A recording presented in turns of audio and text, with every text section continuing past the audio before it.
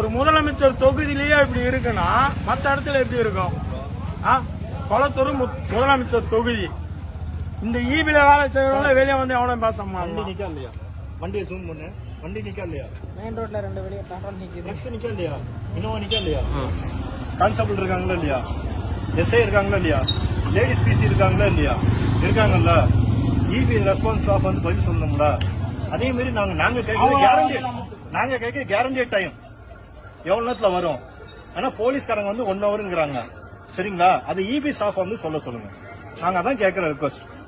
வந்து பணம் கட்டலன்னா போலீஸ்கார் வந்து புடுங்கல பீஸ் கயிறு என் வீட்டுல. ஈபி காரன் தான் வந்து புடுங்கலாம். போலீஸ்கார் வந்து புடுங்கினாருன்னா அவர் சொன்னா நான் ஒத்துன்னு போவேன்.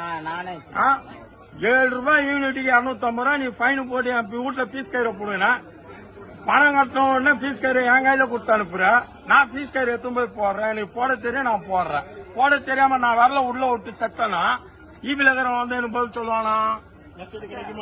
கஸ்டடி கிடைக்குமா கேட்டானு சொல்லுவான். குடி போதில சொல்லிட்டோம். அவர் சொல்றாரு எஸ்ஐ இப்போ இல்ல சார் அவங்க ரெஸ்பான்சிபிள் எடுத்துப்பாங்க. எப்படி எடுப்பான்? ரெஸ்பான்சிபிள் எப்படி எடுப்பான்? எடுக்க மாட்டான். கவர்மெண்ட் பக்கம் தான் பேசுவாங்க அவங்க. இவ்வளவு நேரம் இவ்வளவு பேர் குரல் கொடுக்குறோம். சாதாரண லைன் மெக்கானிக்காவது வந்து பதில் சொன்னானா? எவனும் வரல. அப்புறம் இவனுக்கு எல்லாத்தையும் இபி வச்சு நடத்துறானுங்க.